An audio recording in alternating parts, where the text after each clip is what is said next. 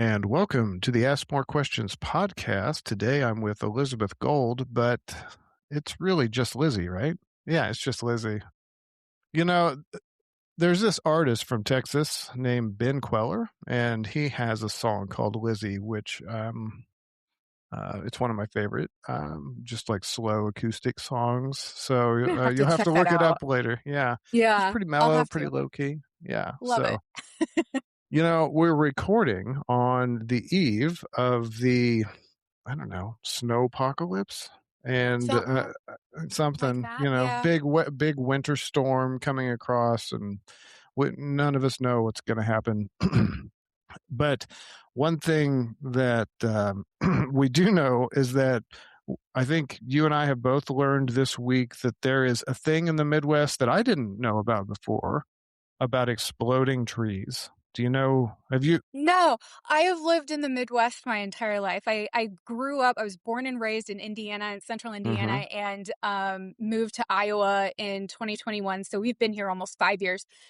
Never heard of exploding tree. Never even heard of corn sweat until we moved here. What is corns? What is that? Just It's what like, is that? I mean, okay, so anybody who's listening can correct me if I'm wrong. That's totally fine. But the way I understand it is, it's like the humidity or something that, like, okay. comes it creates more humidity in the air or something, and, it just really makes summer in an agricultural state unbearable.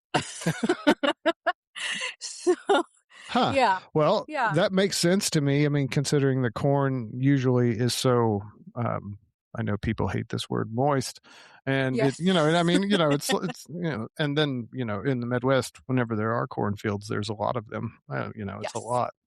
So I could Absolutely. For totally sure. see that. But exploding Yeah. trees, which sounds like the name of a band, honestly. I mean, Yes. I've you heard know, that. Yeah. it's like, That dude, I'm gonna go see exploding trees this floating weekend. It'd trees. be awesome.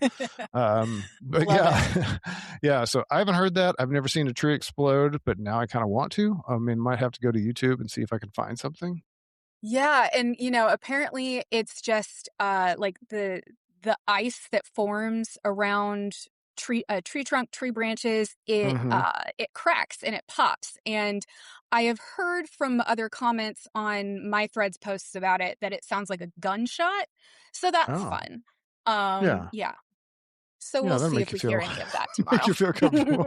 Yeah.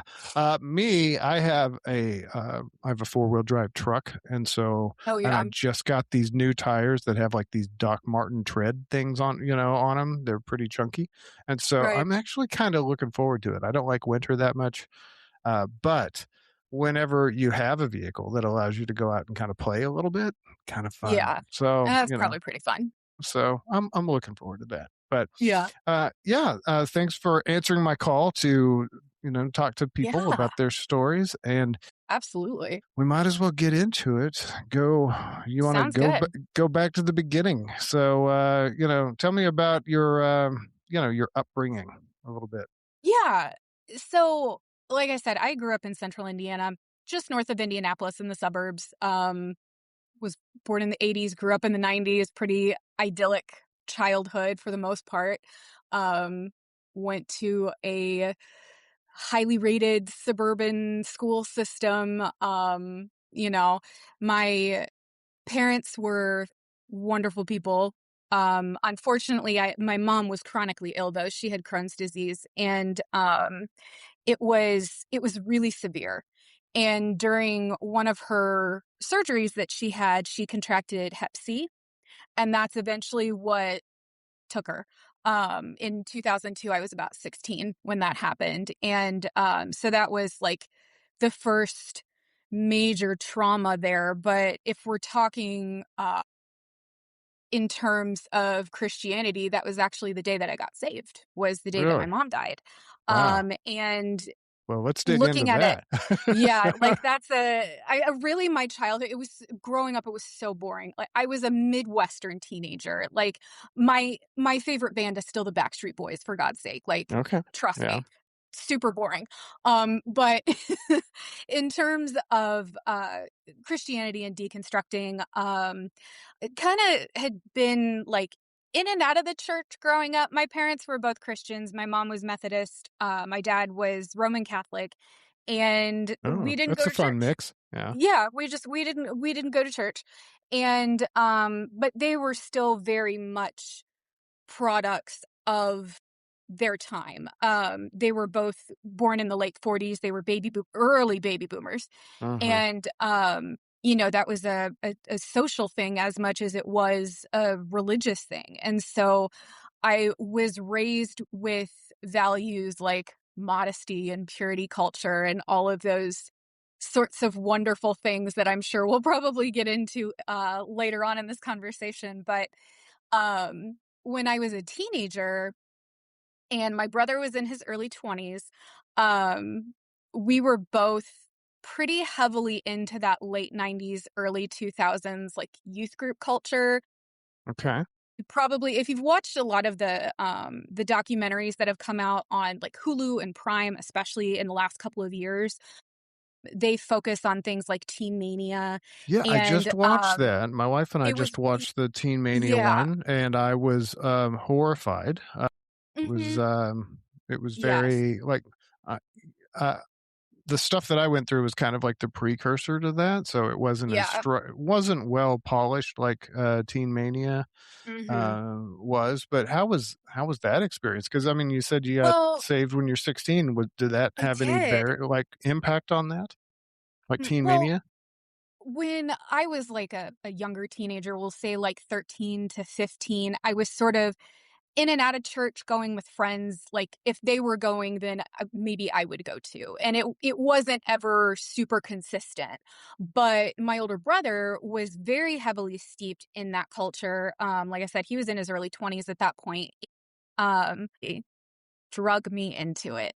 And by 16, I remember um standing in the emergency room in the little I don't it's not like a room, it's just where they, like, pull the curtains closed, it's not Yeah, like an actual room, you know what I mean? With my mom's body on the gurney. She still had the tube in her throat from where they tried to intubate. She was already dead at that point. And, I remember asking my brother and the little old lady from his church that came with him, like, I wanna say the sinner's prayer, like, I wanna get saved. And I said that prayer right there next to my mom's dead body when I was yeah. 16 years old. Wow, And that's I heavy. remember I remember sharing that story, especially, like, early on, in my infancy in Christianity, and it was looked at as, "Oh my gosh, what a wonderful testimony." No, that was manipulation. I Yeah, see that now after snapping out of all of that. That was and I don't think it was malicious, like, I don't think they were trying to do something evil there, but it was definitely manipulation. They caught a young, vulnerable teenage girl in the worst trauma of her life so far, right. and they pulled her into a cult. And I remained there for about 20 years. Yeah. So most of my life, I just turned 40 in October. So Well, I'm sorry about your mom. thank you.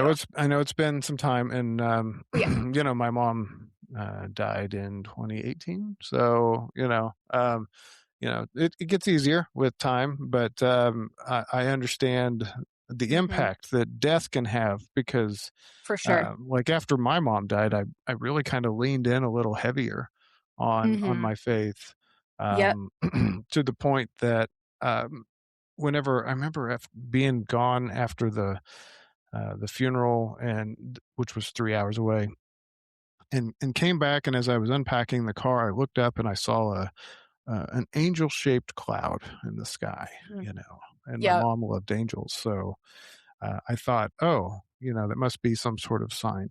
Turns out those are called cirrus clouds. And they're pretty common. Right. They're very common under certain conditions. And as it turns out, I also wasn't the only one who saw that cloud that day. Other people would have seen it too. So, Mhm. what to them was just a cloud, to me, I found meaning in. So I understand the relationship between death and Yes. faith, and Mhm. how it can be a place that you try to go to for comfort, but not always. But yeah, we can I get into that. yeah, So, so that started your journey. You said the sinner's that prayer, did. yeah, Yes, and and started going to church regularly with a friend of mine, and remained at that church until, well, it was maybe about a year. It was a Baptist church that we, or no, it was the Presbyterian First Church, or Presbyterian Church first, and then the Baptist church came after that. That's the thing about Protestants, especially like non-denominational, is we church hop a lot, and trying to find like that perfect mold to fit into, and it just doesn't happen. It's not a thing. It's not a thing. And um a lot of the time, like looking back on it, I feel like a lot of the time it ends up looking like high school cliques, high school groups. The cool yeah, people are the ones who get noticed, and they're the popular ones, and then there are the ones who are like the pick me's, who are always like begging for attention. And and when you get out of that, when you get out of the church, when you get out of Christianity, you can sort of look back on that, and you see it, and you see how ridiculous it is, and like, why did I waste 20 years of my life looking for that? you know yeah, I will never be able to figure out. yeah. I've had people ask me, "Do you regret your experience?" And that conversation was online the other day, and I was like, "Well, pros of being raised in a Southern Baptist, pretty So I'll give this clarification that what I was raised in, the evangelical part and the fundamentalist part of it is different Mhm. than how it is today. Because I'm a little older than you, but not much. Um, so and so, but so things were really drilled into me as far as like studying the Bible. I was told that anytime that a preacher spoke, that you should have your Bible open to double check what they Mhm. were saying, just to make sure that they were sticking to the word.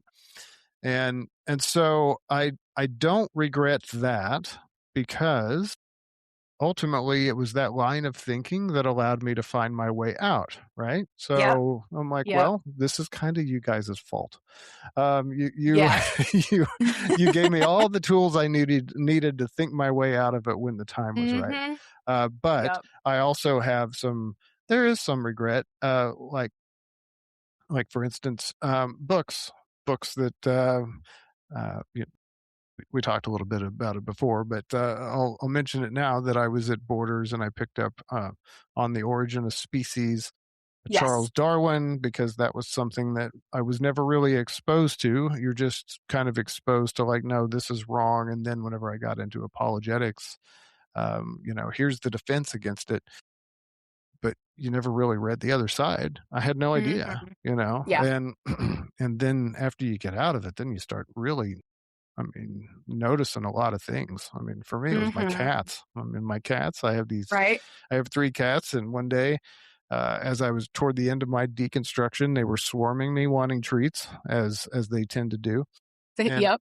and I noticed that my cats, from my perspective, looking down at them, I was like, they kind of look like snakes.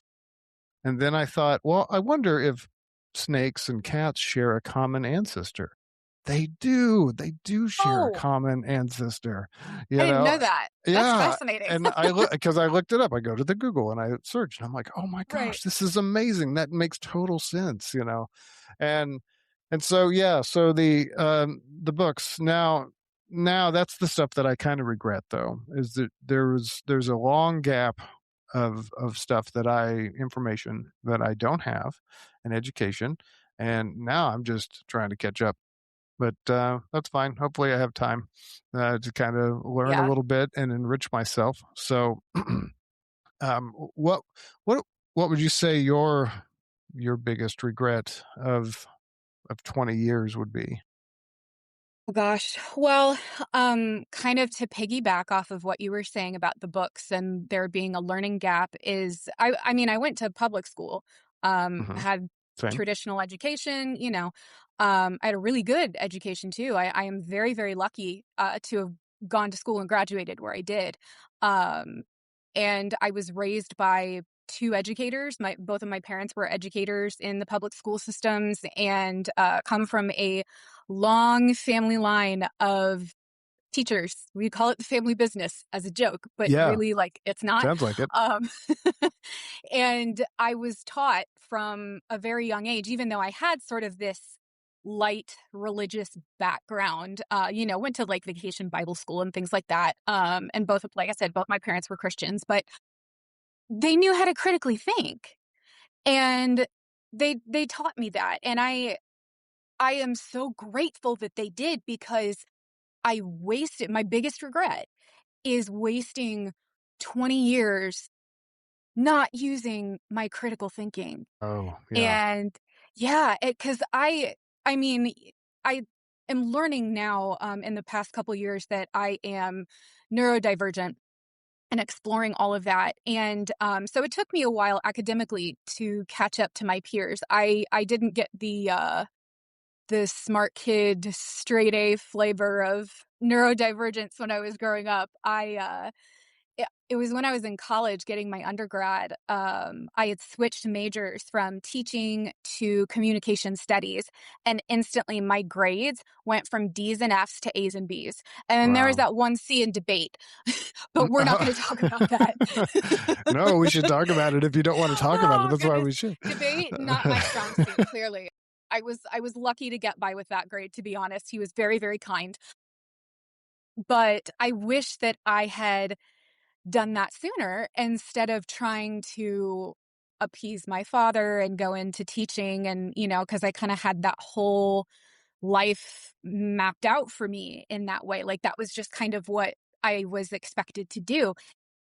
Um, I when I was that young, I wanted to just get my undergrad. I wanted to get married, have kids, be a stay-at-home mom, and, do all of the sort of traditional things that we think of when we think trad wife, traditional womanhood, things like that. Yeah. Um, and I wish that I had not wasted so much time thinking that that's what I wanted, because now that I've completely come out of it, um, I don't know that I ever truly wanted that. I wonder sometimes if those were the things that I wanted because that's kind of what I was told, especially by society, patriarchy, evangelicalism, insert ideas here. Um, but, now I'm 40. I've been married for 17 and a half years. I mean, I did meet my husband in the evangelical church, and we've been deconstructing together over these last few Okay. years. And he grew up a lot more strict and fundamentalist than I did. But we're both finding our way out of it. And I've come to the conclusion that for me, at least, because I just really, really love to learn, it's going to be a lifelong process for me of just constantly Yeah. bringing in the new information and changing ideas and things like that. So I wish that I had not wasted that much time, because now I really feel like if I wasn't in it, I would have wanted different things and things that were better for me. Yeah. But I know Do you that have now. children? I don't, not living Okay. ones anyway. Uh, And I okay. can absolutely get into that. Doesn't bother me to do it.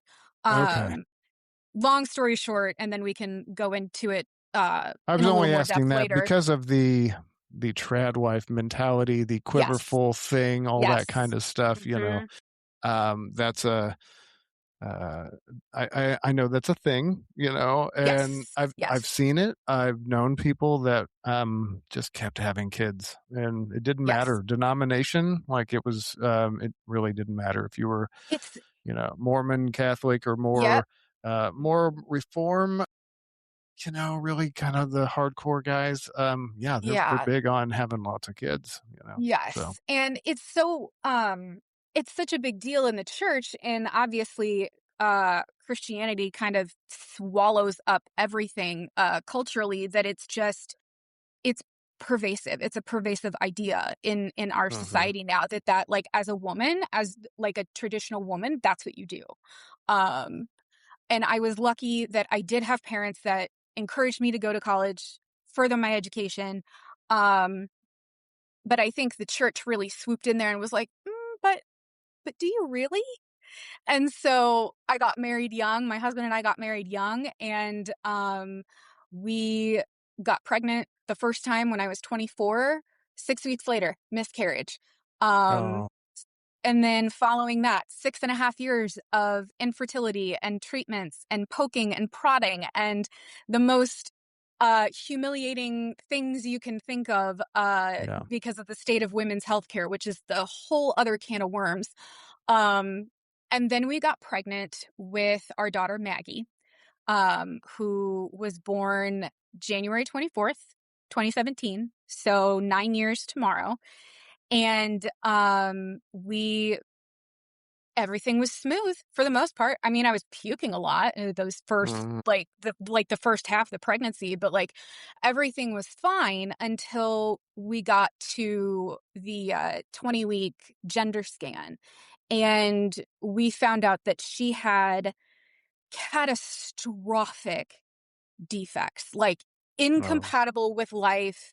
We're talking a 90-degree curve in her spine. Her Oh, lungs were like 10 90-degree, times huh? Wow. total L. Yep. Yeah. Saw it on the MRI. Mhm. And she had lungs that were 10 times smaller than what they should have been Yeah. at that rate of growth. She had the biggest thing was she had a giant omphalocele, which is where the abdominal wall doesn't close all the way and your internal organs grow in a membrane outside your body, basically, like Yeah. outside of your abdomen. And most of her internal organs were in that membrane. And yeah, they were like, "Hey, guess what? You're having a girl, but she's gonna die." That's pretty much what we walked into that day. And it's one of those things where your life can change in a Yeah. split second. I'm so sorry. Yeah, It's gotta it be was so devastating. devastating, yes. Yeah, it Gosh. was absolutely devastating, and, after wanting that so badly, uh, and here we are, we don't even get to keep her, and I'm like, "God, what did I do? What atrocious sin did I commit to cause this?" And it was literally just a fluke in her development. She was 1 in 10,000 babies that this Wow. happens to. Yeah. And I remember having discussions with my older brother because my sister-in-law was pregnant at the same time.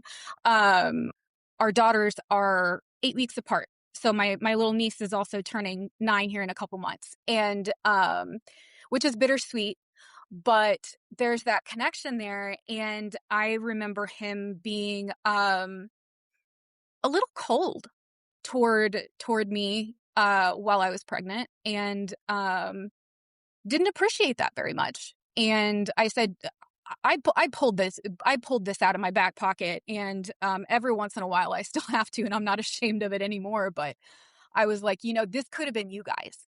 This Yeah. easily could have been you just as easily as it was us." Yeah. And, so of course, because we were evangelicals at the time, we went through the pregnancy. I carried her to term.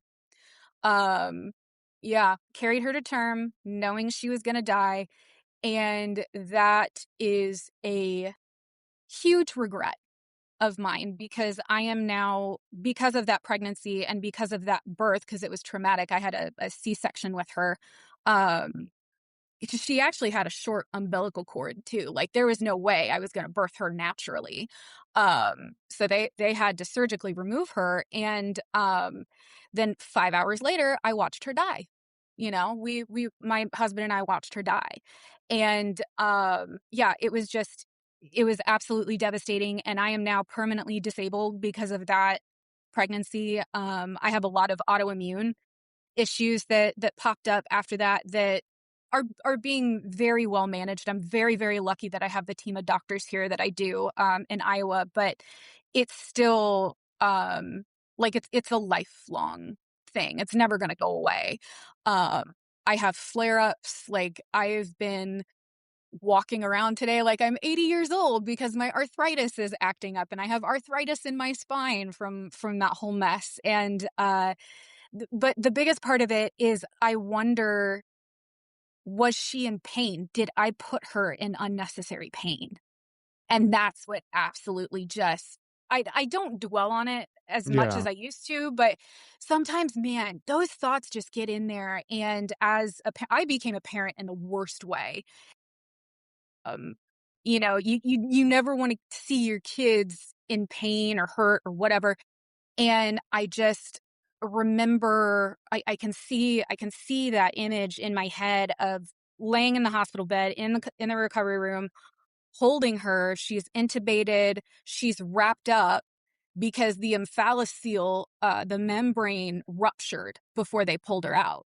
And so she was, like, bleeding, and here I am holding this little child that I brought into the world, and I'm like, "Oh my god, what did I do?"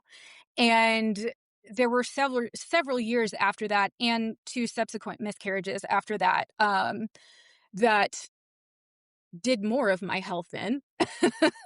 And I, just remember thinking, like, why is it that everybody else that is suffering from infertility and infant loss and pregnancy loss, they get their redemption arc, which is a big thing in Christianity. You know, like, you pray enough, you do this, you do that, and, you get your redemption arc, like, "Ask and you shall receive." Well, I Uh-huh. asked for 13 years, Mhm. and after a while, I looked at my husband and I said, "I can't do this anymore. It Yeah. is not worth dying over." Mhm. And that was Not sort of just the physically catalyst. either. It's like also Yeah. mentally, right? You know, here you are, Yes. you've got this guilt, which I don't think you should have. Right. That you didn't do anything wrong. It was just, it's the luck of the draw. Like you said, it very well could have been, Yeah. somebody else. And and on top of that, you're dealing with physical issues, and then you got the mental Yeah. strain, and then you get to the point that sounds like you just got to the point where you're like, I can choose a different path and just say, Mhm. I'm not going to work on this problem anymore. I'm going to close the book and work on something else. Yep, and that's exactly what I did, and, 2019, I summer of 2019, I decided that I was gonna go back to school and get a master's degree. Okay. I had sort of Good for toyed you. with it, and thank you, and, wasn't sure what I would do with it because my special interest, all of my hyperfixations are history, politics, theology, all of the big things that you don't talk about at the dinner table, you know? My dad taught history, and even though our relationship was a little tumultuous when I was growing up, that was the one thing that we could do where we could bond, and Yeah. we weren't, like, butting heads. And I loved history growing up, always have. And when he passed in 2013, I started diving into his side of the family history a little bit more. And that went down that led to a huge rabbit hole with British history and Irish history. And just, I probably know more than the average American about British histories. Like, I drowned myself in it. Yeah. One of my favorite little quirky catchphrases that I use when I tell this story is, "Ask me about Edward the Seventh's sex chair," if I can say that on here. Oh yeah, it's an explicit. I rated explicit so that way I don't have to have any kind That's of smart. That's restrictions. Yeah, smart. yeah. But I've only ever met one other person who was able to fill in that blank when I've said that, and everybody else just kinda gives me this look like, "What?" What? It just yeah, these weird niche little historical facts, and, so I decided to go back to school to get my master's, and I got my, Master of Arts in Public History and graduated, with my degree in 2021, December 2021. It's right there, it's sitting on my wall, I could look at it. Um, but yeah, I mean, I'm not using it right now, but you know what? I'm okay with that. It it wasn't a practical decision, it was something for me, Yeah. and, it was a chance to show that I was the smart kid for once. Like I graduated with a 3.8 GPA. I never could have done that in high school. Are you kidding me? Hmm. I was a useless student in high school. So being able to pull that off was a miracle for me. Yeah. But What's I the was very nature of well supported what's and the yeah, nature of my your neurodiversity? well, we think well, my therapist definitely thinks it's ADHD, but there might be, like, level 1 autism in there as well, Okay. uh, which the more we're learning about autism in women, it's like, "Oh, yeah, uh, that You start to tracks." see little things here and It there, right? tracks. Well, and it's Yeah. funny because, like, of course, they didn't include women in the original studies, it was just young white boys.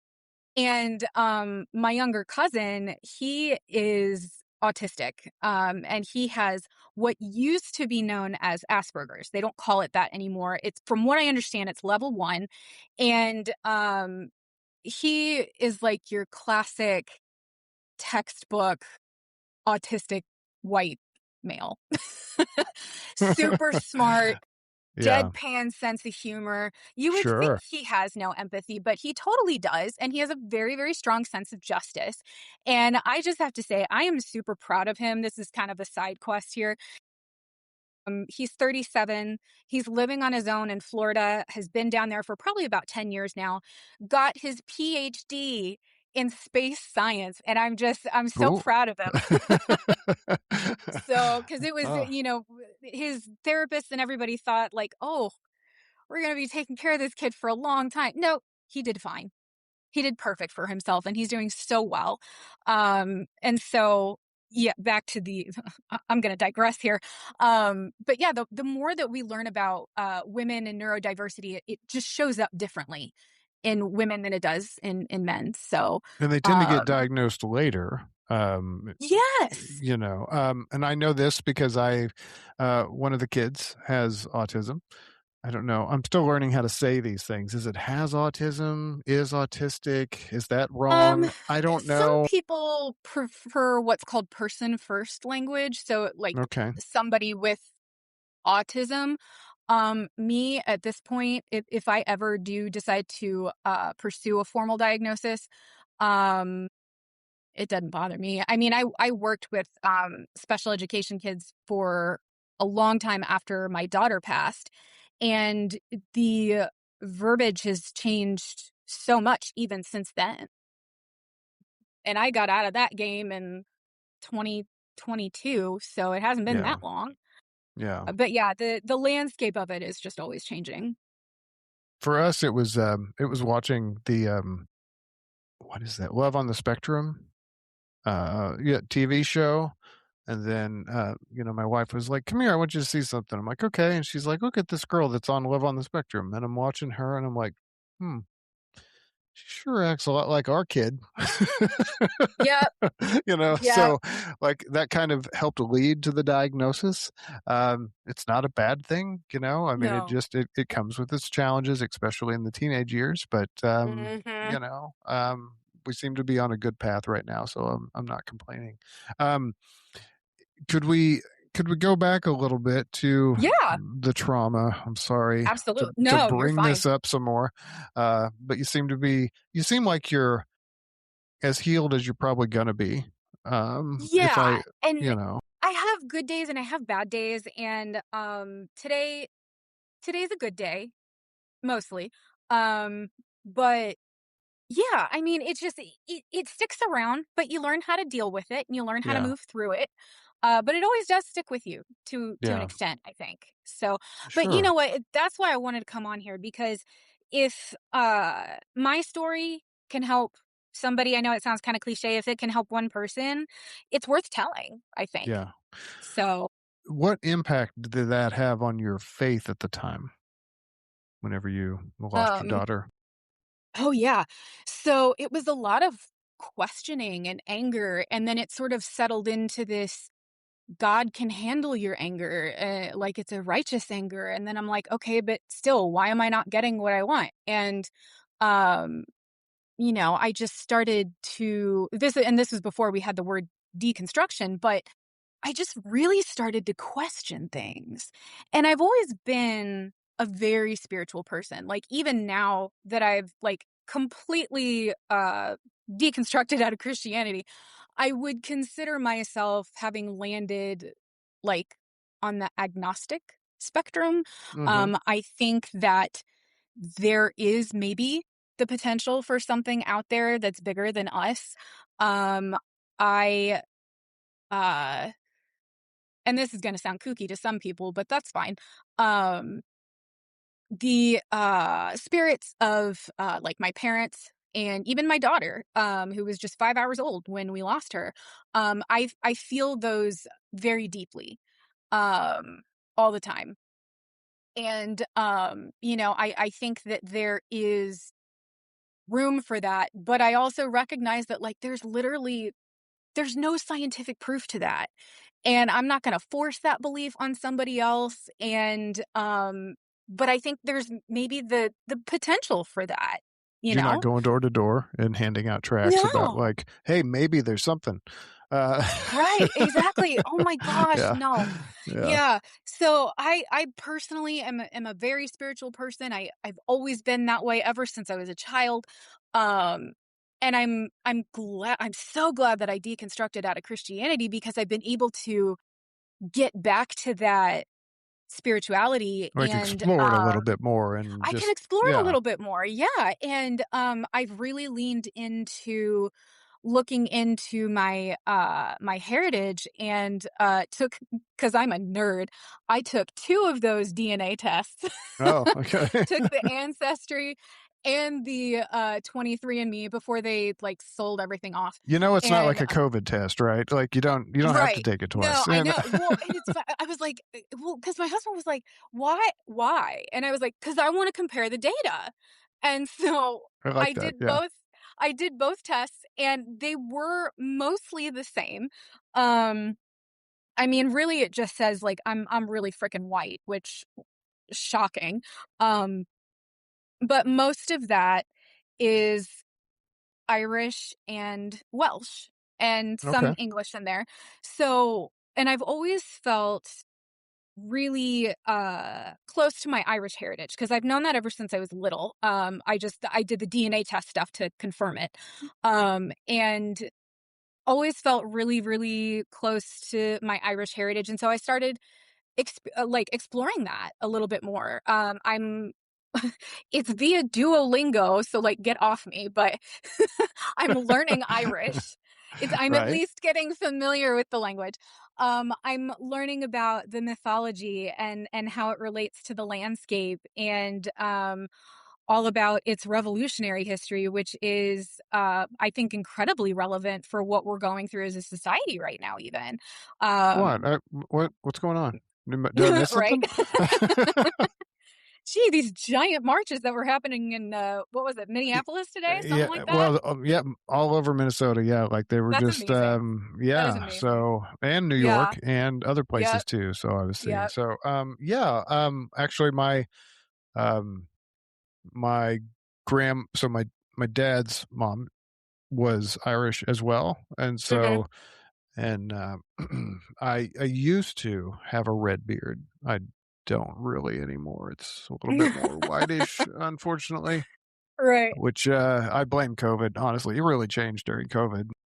Oh I my think gosh, that yeah. so I'd like to just say it's not age, it's stress. Right. It's probably age. Yep. But yeah, I used to have a red beard and I was like, "Oh, I know where that came from." Mhm. Yep. But yeah, so you deconstructed at a time that there wasn't a word for it, and I Right. similar for me, meaning I was doing questioning and I Yeah. was going to church and be like I'm in church thinking asking questions at the same Mhm. time and kind of wondering if we're all just um singing to nobody, things of that nature. Yes. And then uh, at one point, the church that we were attending, that they actually did a series on Mhm. deconstruction and said that it wasn't necessarily a bad thing. And I was like, "What's this deconstruction? I've never heard of it." And Mhm. so then you start learning about that. I'm like, "Oh, I'm in it. That's cool." So Yeah, for exactly. you, but your how did this work with your husband, who you said was raised a little bit more, probably like me, is what it sounds like? Sunday boy. Yeah, Yeah. like where you've got these Yeah. pretty hard and fast rules about just life that it's kind of weird whenever I think about it because those rules are only in my head. You know what I mean? Mhm. It's not like they were Yep. listed anywhere. They just kind of come over time with indoctrination and be like, well, we don't do this and we don't do that. And Mhm. and how did that work for you, you guys both as a couple?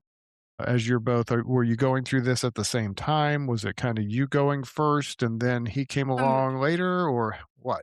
it was definitely I think relatively at different speeds, because we're both very, very different types of personalities. You know, they say opposites attract. Well, here Right. we are.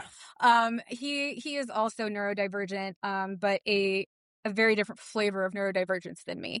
And so he approached it very differently. And but I think what it came down to for both of us was just getting out and meeting all different kinds of people and having um a lack of proximity to where we grew up and how we grew up and who raised us. So for me, it was different because I didn't have to have those hard conversations with my parents. They'd already, you know, kicked the bucket by the time this happened. Right. You know, mom died in 2002 and my dad died in 2013. So by the time all this was happening, you know, I was in it on my own. I didn't have to have these hard conversations really, but there have been some difficult conversations with his family and him sort of coming to terms with like why why did we treat people like that? Why were we Yeah. allowed to treat people like that? And Yeah. it was especially true where abortion rights and the LGBTQ plus community come into play. So Indiana is not exactly a hotbed of diversity. Neither is Iowa, to be fair. But I feel like once we moved, we were sort of given this like odd level of freedom to just kind of do what we wanted. Yeah. We didn't have family like constantly looking over our shoulders, and we were very enmeshed. And I don't think we realized that until we moved away and how harmful that can be for some people. And for us, it ended up being pretty harmful that we were.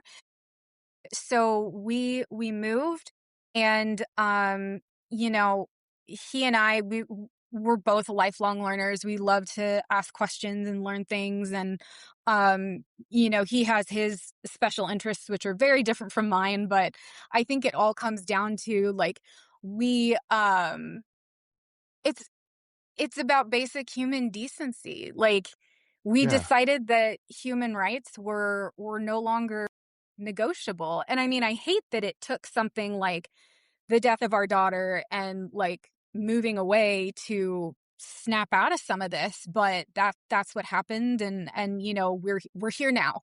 We're here Well, now and we're making up for it. And if you watch my posts on threads, I can get a little spicy with my language sometimes. I'm trying to be demure right now, right. but yeah, I get pretty spicy with my language in there, and my distaste for, the evangelical community, the Christian nationalist community, really.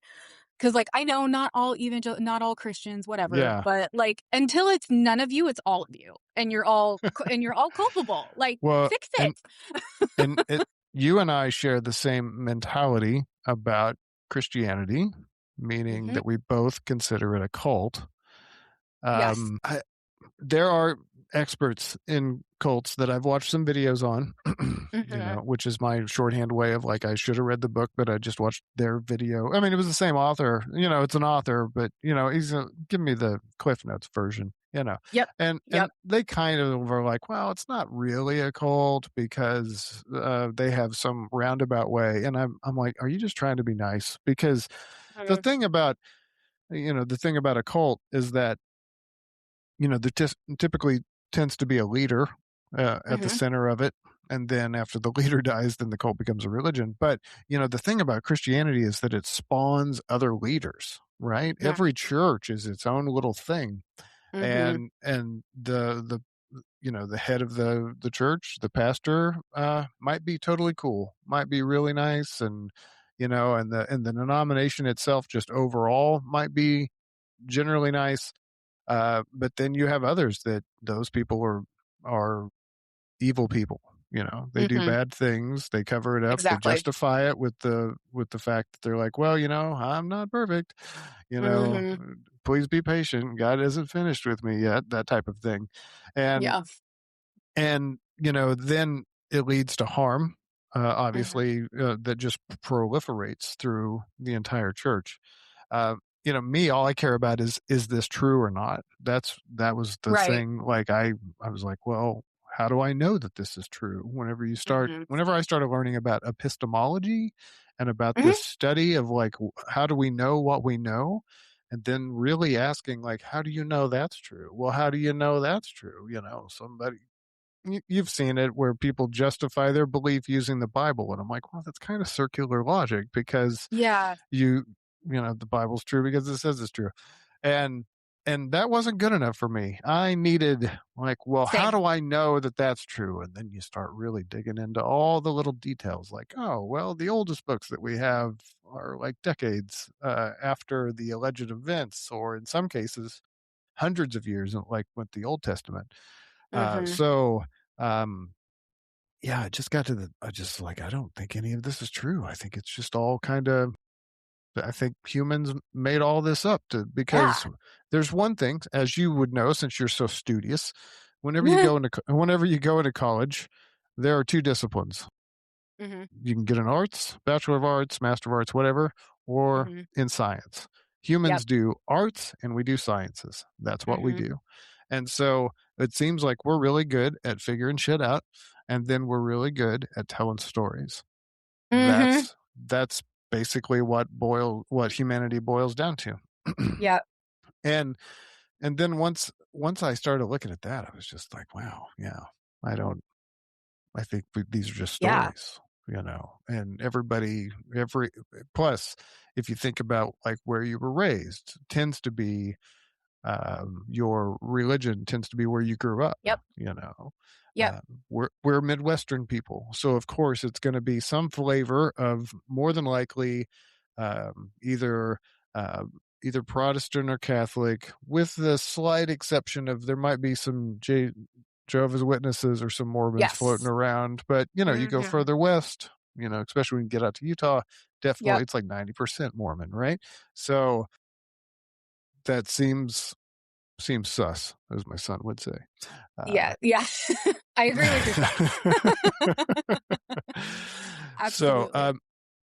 and and I'm thinking about your your pregnancy and Mhm. about the abortion debate that goes on, and um that it's a tough one for me because whenever I look at it, like, when does human life begin? The traditional, as far as like old school Jewish thought was, well, it begins when you take your first breath. And Yes. that seems like something I could really get behind, right? Like, Mhm. okay, it's a line in the sand, it's cut and dry. This is when life begins. Mhm. Um, but then when I try to walk that back a little bit, I get a little conflicted because I'm like, so you're telling me Yeah. like a day before that, when it was, still in the womb, that it wasn't a human? Mhm. And I'm like, well, I mean, it's pretty close. It hasn't Yes. had air yet. So I don't have a good answer for that. I still think that the decision should be, between the people that made the baby and their physician, and then Absolutely. y'all sort it out, right? Yeah. That's what I 100%. I think that that's what it should come down to, which wasn't always my position. I was Mhm. pretty, Yeah, you same know, here. yeah, I was pretty, Staunchly, very staunchly pro-life, and that's why I yeah, carried my daughter to term. yeah, And one of the things that deconstruction has taught me is that more than one thing can be true at once. It's not always black and white thinking. yeah, There's a lot of nuance and gray area. And it can be true that, yes, I miss my daughter. Like some days so bad, I can't even get out of bed because I'm dwelling on it so much. But it can also be true at the same time that I can think, God damn, we really dodged a bullet with that one because had she survived, my husband and I never would have had a normal life. She never would have had a normal life. She never would have had any sort of quality of life with right, her yeah. disabilities. And how can I as a mother sit there and watch that? You do the best that you can for your kids, obviously, but like I one of the very few times that this happens, like, thinking about that kinda makes me speechless. Um, but, those things can be true at once, and, I took that, I don't wanna say opportunity because I think that makes too much light of it, but the, uh, the circumstances, and, my husband and I both have sort of carved out individual lives for ourselves. Like, yeah, we're a unit, obviously. We've been operating as a unit for over 20 years now, married for 17 and a half. And Yeah. so we still operate that way, but it is much more of a partnership, which is something I always appreciated about the model of my parents' marriage. They operated on much more of a partnership rather than the umbrella of authority where the man is the head of the household and it, trickles down or whatever. And we just naturally didn't fit that framework anyway. Yeah. Um, my husband is very uh relaxed, mellow, easygoing, happy-go-lucky, and I am not. I am a little bit more high-strung than he is. But I mean, we just didn't operate very well under that framework, and Christianity takes away so much of your identity because your identity is supposed to be found in Christ. Well, I decided that I was going to take my identity back, and that's what he did too. He and I both have very different interests and friend groups, and we are whole individual people with and apart from each other. And I think that was major for our marriage. And learning what our own personal boundaries were, what they looked like within our marriage, and it was a game changer. It was an absolute game changer for us. Well, I'm sure So, you've seen the diagrams where it shows God at the top, and oh then my god, after that, yes. it's like the husband, and then the Yep. wife is there beside you, but also under you in a weird way, and then the kids or whatever. Yep. And the more you deconstruct the idea of that, you're like, this is just It's patriarchal bull. bullshit. It This is. It's is, absolute bullshit. And, like and who said I even wanted this job at the top? I don't want the right. job. I'd rather have a partner. Exactly. Have someone because um, whenever you have a partner, you each have different strengths and weaknesses, and Mhm. that's good because if you just did it alone, then um, you know you might be missing out. And I'm not saying that Yeah. everybody has to get married or anything like that, but it is good. We need people. We need people in our lives. If it's a close friend or a spouse, it doesn't matter.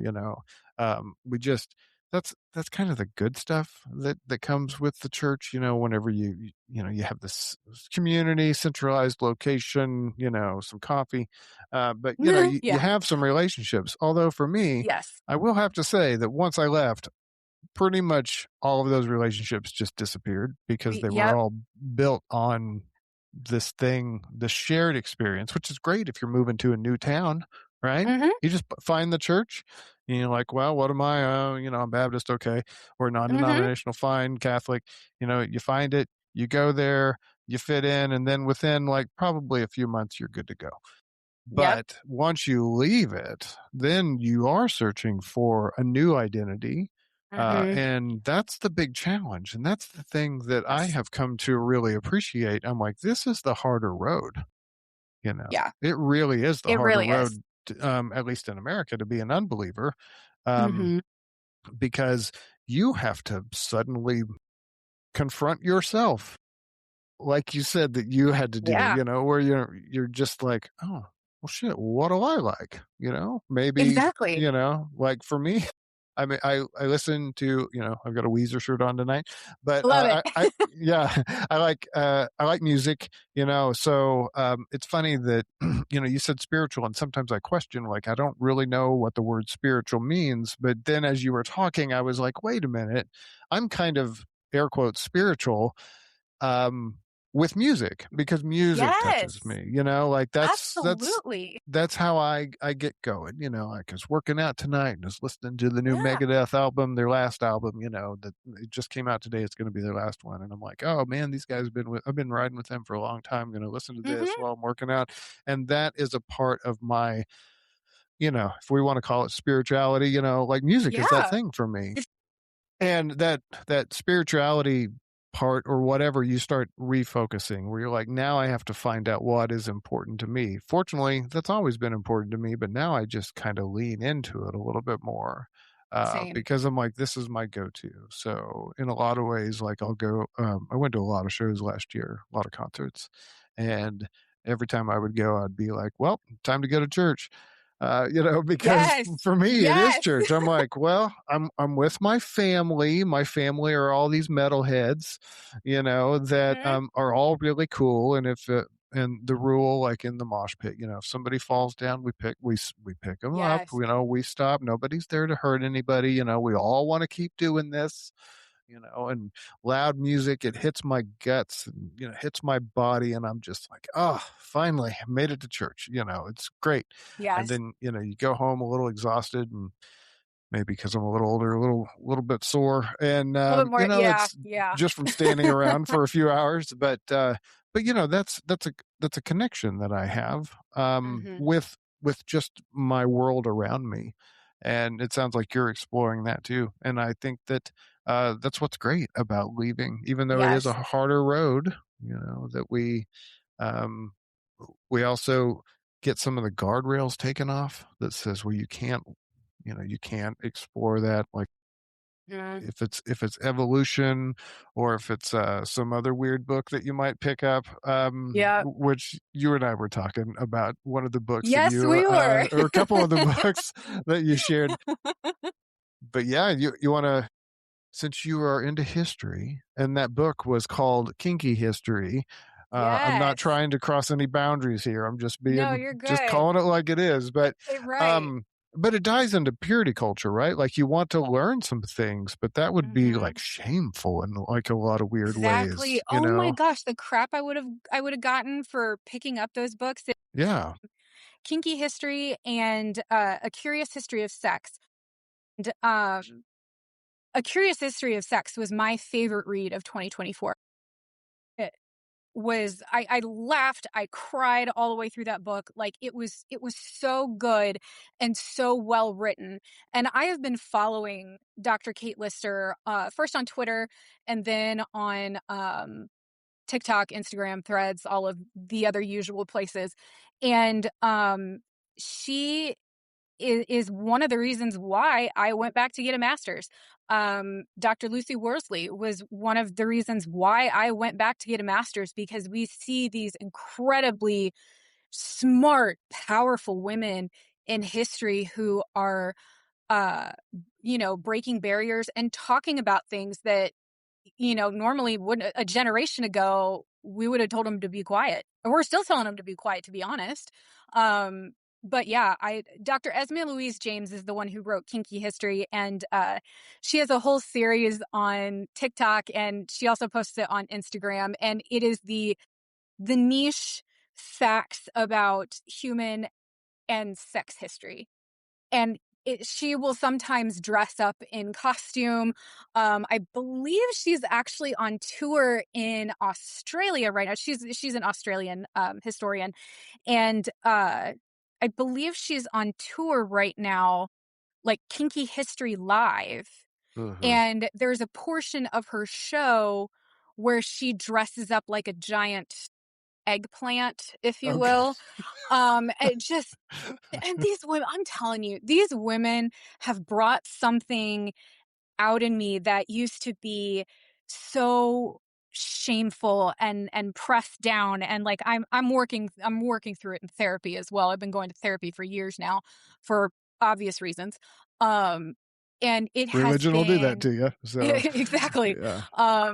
And those two women especially, and those two books especially, have just been instrumental in finding out who I am, not only as a person, but as a woman, as a historian, even. And like I said, I'm not using that degree professionally right now, but um, it was never necessarily about using it professionally. It was about personal growth and proving things to myself, and um, critically thinking my way out of Christianity.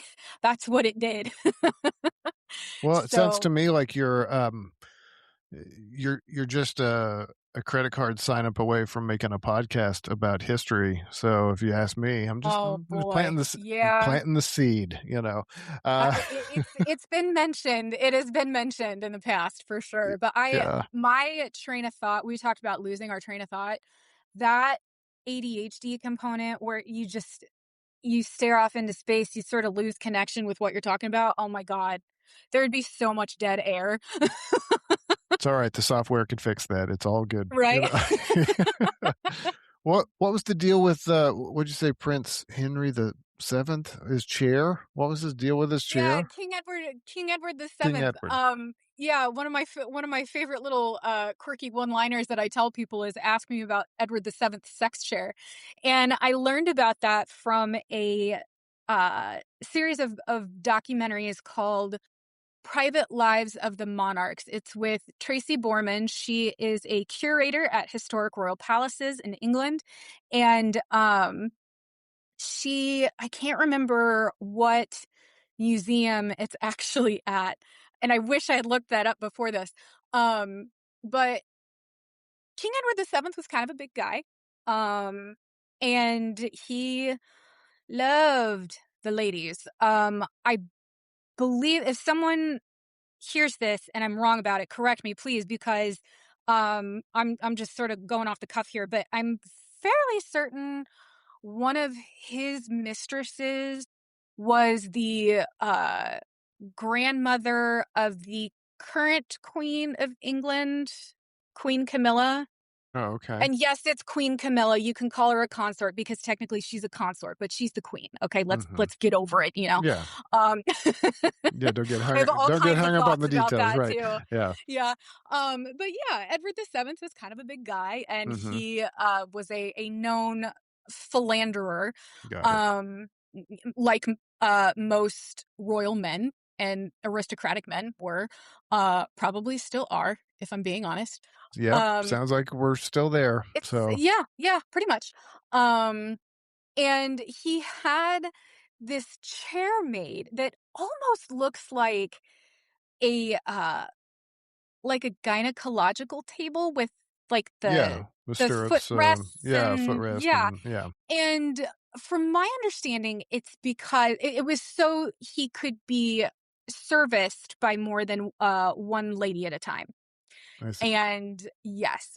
And, in this documentary, I'm pretty sure oh my I can't even remember what episode it's in. Um, but Private Lives of the Monarchs, I believe it's on Prime, or you can find it on Amazon. Um, but you see, uh Tracy Borman, who's hosting the program, you see her sort of like step up on the platform where this chair is, and she's like holding on to the foot pads and trying to figure out like how would you even use this? And it is the gaudiest piece of Oh, I'm furniture sure. I've Yeah. ever like, gold everywhere and Mhm. the embroidery on the fabric and all of that, and I mean it is just a magnificent piece of furniture in the weirdest way. And like I said, Edward the 7th was kind of a freak anyway. um so like I'm not surprised, literally not surprised about anything like that, um but when people hear sex chair they're like, huh? Yeah, what? Yeah. Yeah. Well, that's the thing that, whenever you're in if there's any kind of purity culture influence, which it seems almost inescapable, Yes. whenever you're, in a modern church, that you can't talk about these things, or it becomes kind of a tee-hee type of thing, where it's just like, well, It's we like kinda giggle or and, it's like like, keep it obsessive. well. Kind of, like, Oh, the yeah? thoughts about it are obsessive Mhm. because and we see that playing out with, homophobia and transphobia and Yeah. bathroom laws, and why are evangelicals so obsessed with what's in people's pants? I Like, don't it's know. weird to be Well, that because obsessed their with people's God is. genitals, I like mean, yeah, Yeah, so it's like an obsessive thing, but you're not allowed to talk about it. But you're only allowed to talk about it if you're, uh checking somebody, like, are you doing the right thing? mm. Um, and so, yeah, it's like obsessive, but then you're also not allowed to talk about it. It's this weird dynamic within It purity culture. Yeah, and it's highly American too, because whenever I was in Mhm. college, I got to spend a week in Paris, right? Which, Oh, nice. I don't know if you've ever been, but, like, to me, it was amazing Well, and I'm sure. changed my world, right?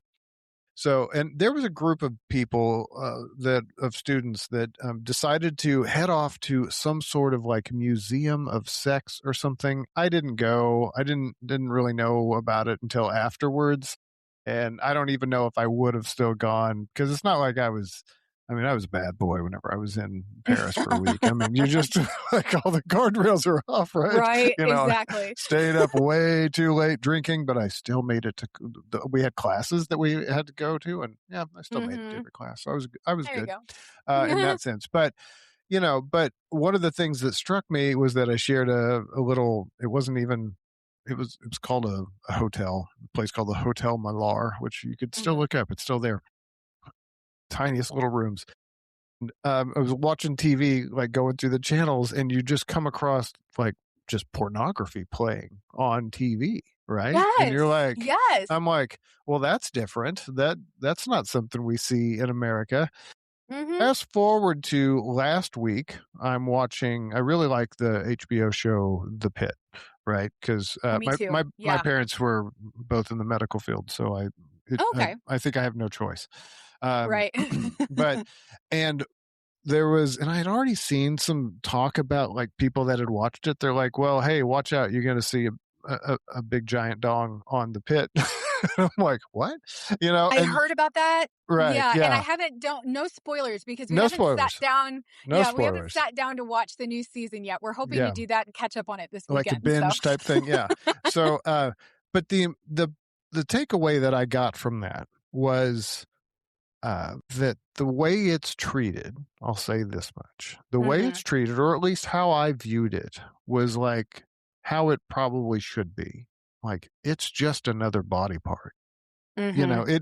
it really made me think about how in America, heavily influenced by religion, how we view these body parts of ours as some sort of like really separate entity Yes. that, but in if you're in a medical environment, it's just another body part that needs addressed, right? Yep. You know, it's Exactly. very simple. And I really appreciated that about the show. So you'll Mhm. have to hit me up after you watch it and tell me if you Yes. saw the same thing that I did. Um, but because I'm like, that's why we get problems is because we don't talk about these things. We relegate them to the back rooms and private discussions, and then that if you're not properly educated and not having some discussions, I mean, there's a time and place. Let me maybe Right, talking right, about certain things around the water cooler at work probably isn't the best option. right. uh, but you know, if you have a safe environment where you can talk about things, then have guardrails in place about like, here's when things are going off the rails and we need to, you know, stop it. But you know, Mhm. just to educate, so that's empowering. You It know, really is. Yeah. you really grow, and I don't like that. That's probably one of the things that I probably just hate the most, as far as like what was an influence. Uh, Not that it was terribly burdensome on me, but what I see is it's burden on just society in the West as a whole, Mhm. right? And Yeah. and to me, it's as important as learning history, right? You need to Yes. know your history. You need to know about like your body or how bodies work or how stuff works just in general. So, Mhm. and that's yeah, it bothers me, and I hope we And can move yeah. past that. You know, so what does life look like for you today? Because you're pretty deconverted. I mean, you're Pretty much, agnostic, but yeah. I would, you know, I tend to lump agnostics and atheists kind of in the same bucket because Yeah. ultimately you don't believe, but you know, one is maybe a little bit more sure in how they feel about it than the other one, or you know, Mhm. Well, not and saying that also if evidence presents itself, I would pay attention, but right, you know, that's yeah, right. Well, and I've also heard the term agnostic atheist as well. And I yes, didn't know yeah, that you could put those terms together.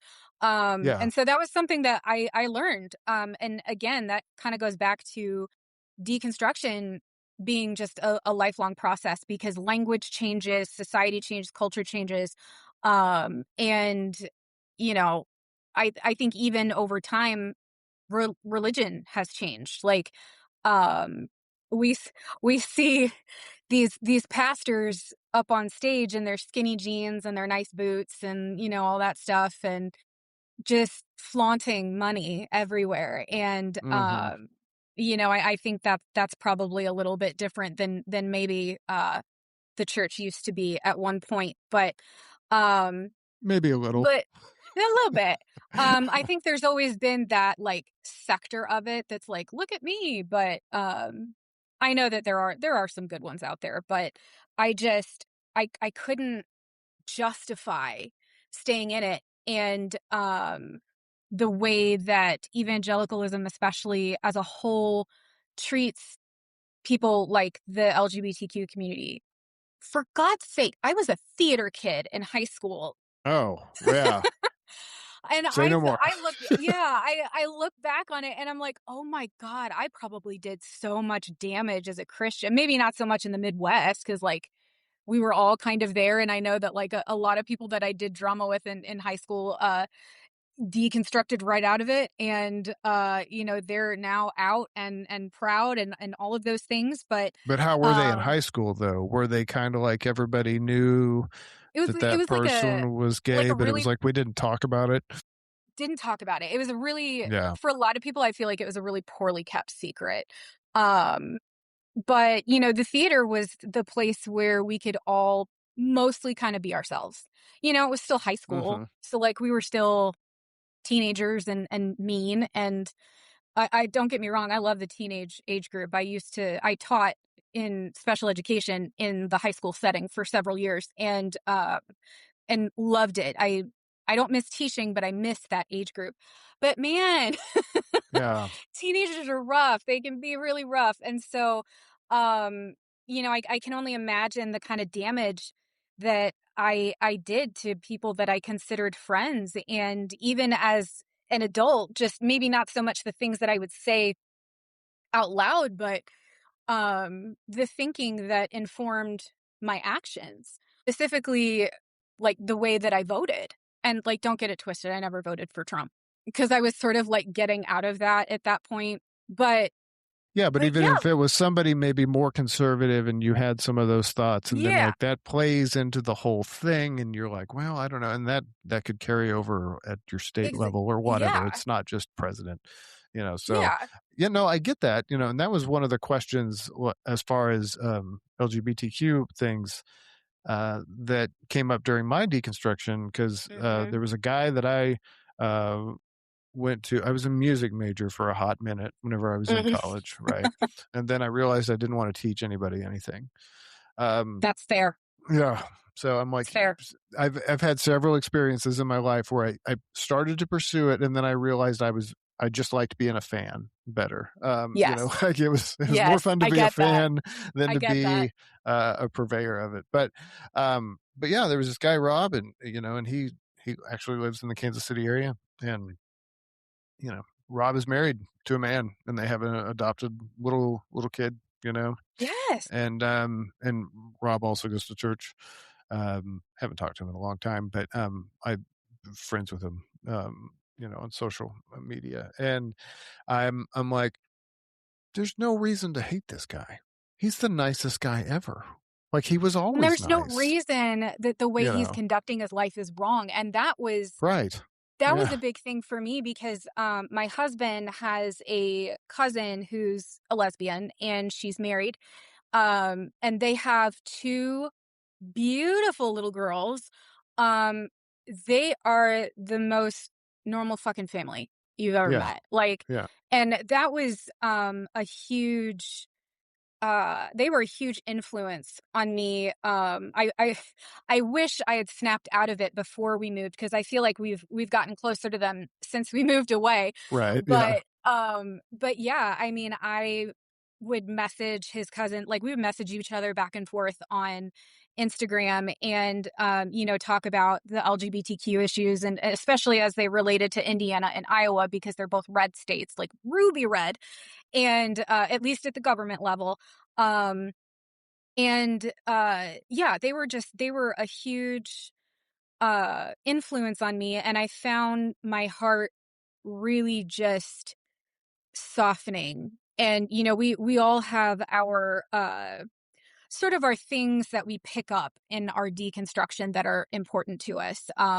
Some people, it's like a food scarcity or you know immigrants and the things that are happening now that we see with ICE and uh mine was the LGBTQ community and I think that definitely goes back to my theater days, my dance days, my show choir days and that kind of thing. Also a big music nerd here. um Uh-huh. and so that was a huge deal for me, sort of like I guess like my own coming out as a deconstructionist, if you want to call it that. And Yeah. it did not sit well with a lot of people. Um and there was a period of time where I wasn't okay with that because I was just a chronic people pleaser because I was an evangelical. Of course, I was a chronic people pleaser. And because that's especially women in the church, like, of course we do that. But, I got to a point where I was like, I am turning 40. I am too old to care what my family thinks of my decisions. Because if you decide that I'm a bad person because I acknowledge that gay people exist and they deserve the same rights that we do, then Right. you may want to sit back and like ask yourself a few questions. They won't. So, I don't know. I don't no. know what it takes, you know, and I think ultimately my biggest my journey, right, Mhm. is I don't know how I got here, right? Yeah. I don't know what necessarily I can point to many things, Mhm. but I'm wondering if there to me this feels like a psychological problem. Like what is the thing that gets you to start asking questions for your fucking self rather than, you Exactly. know, what gets someone to do that? And I love the thing about like, why do you atheists like, you know, obsess, you know, and talk so much about it? Well, one, I want you to snap out of it because I think you're doing more harm to yourself and society, you know. And Yes, two, exactly. I'm pursuing this question. I'm poking the bear here and there to try to see like what is that question that at least Mhm. gets you to ask yourself, why do I believe it? You know, Mhm. what do I believe and why do I believe that? Like and be Right. really honest with yourself, not just well, you know, I read the Bible and it made sense to me. I'm like, no, no, no. No, it Let's didn't. go a step behind that.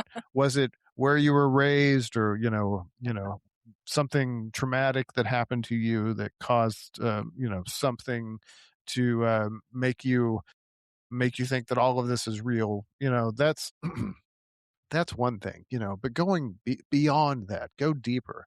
And yeah, I'm just trying to keep poking the bear and see what happens and see if I Yes. can uncover this question cuz you know, I don't like exactly what you just said. I don't like how we treat other people whenever we're in that mindset.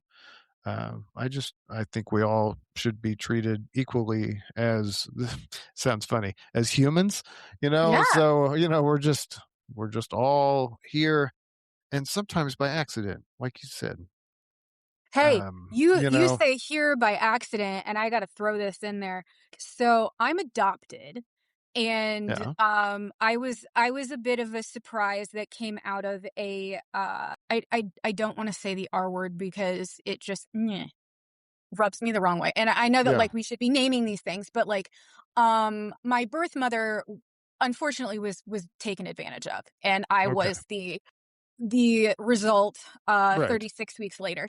Um, so yeah, none of us asked to be here. None of us asked to be put where we're at.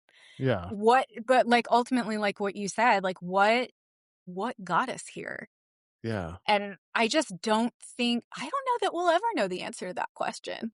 Yeah, we might not. You know, and then or what, you know, there are people that have passed in our lives that Mhm. they didn't have a choice, you know, in when Yep. they were exiting. And so that's really my unbelief has actually made death a lot more understandable in Mhm. a lot of ways It's a lot because less scary. I'm just like, oh, so when we're done, we just kind of like we're just done. And for some people, that's a really long time, maybe Yeah. too long and some for some people. And then for other Yes, I would people, agree.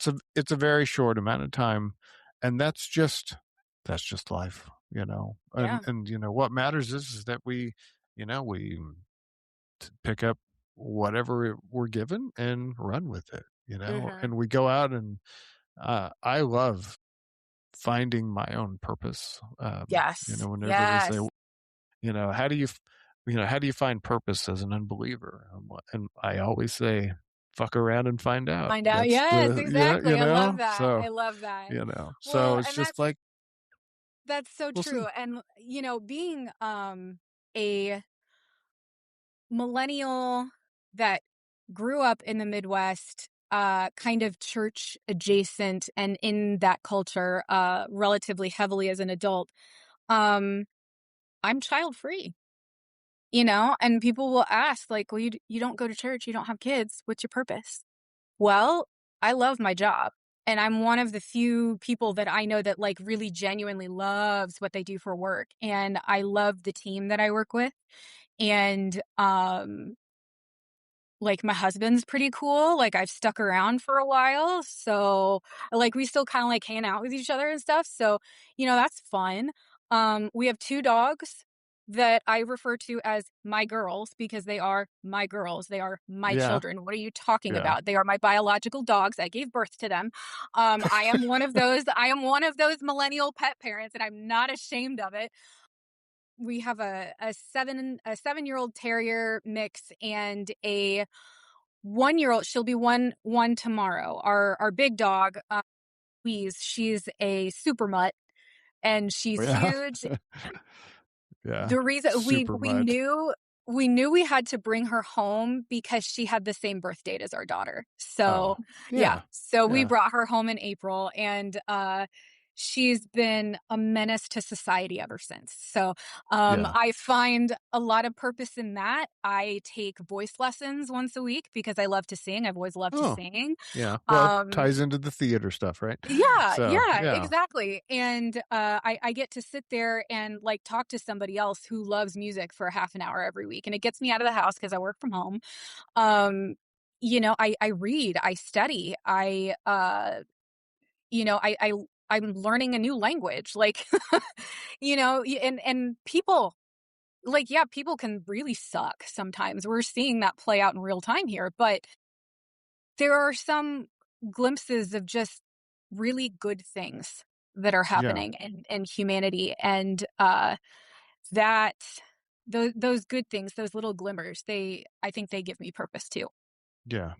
I think that's great. So, Yeah. well, I mean, um, please keep pursuing those purposes because, yeah, it's more than just having kids, not having kids. It's more than that. It's Mhm. your life, right? Yep. And it's your um, it's your charge, if you will, to do Mm. something with it, whatever that Yep. is. I mean, and for some people, that's not a whole lot, and that's fine too. You Yeah, know, exactly. um, but, it is your life, and that's whenever you break free of these, mental shackles that come along, with faith. Now, I understand that a lot of people find value in faith too, and I clearly have an interest in religion. I have multiple books about different religions around the house, because I do find it fascinating that, Oh, yeah, same here. humanity has, you know, um, been rolling with this whole religion thing for a little while, Mhm. not entirely, but to our knowledge. But I mean, Yeah. we've been doing it for a while. And then also what effects it has. And so I find that interesting. I mean, doesn't mean I'm going to buy into it, but I still find it interesting and worth pursuing and learning about it. So, I hope other people hear your story and say, you know what? It's totally fine to just, pursue Yeah. whatever it is you're interested in. Yeah, and deconstruction looks different for everyone. People have deconstructed and stayed and have just found a different version of it. Some people have deconstructed right out of all of it, and that's Yeah. okay too. And there are different speeds and different focuses, and um, everything's gonna be okay. Like you leave and it can be nerve wracking and you lose your community and everything like that, but everything's gonna be okay. And I don't know who needs to hear that today. Somebody needs to hear that, but everything's gonna be okay. It might be me. So Same. Maybe I'm telling myself as much as I am other people, but yeah. well, I mean, at least I'm pretty sure the sun's gonna rise tomorrow. So Yes, we'll see what happens tomorrow, and, there'll exactly. be snow, and I'll get to drive around in my big four-wheeler, Exactly. which You get is to my play in the truck, snow a little so bit. well, thank you so much for coming on. I've really enjoyed this discussion, Yeah, and, thank you so much for having yeah. me. Yeah.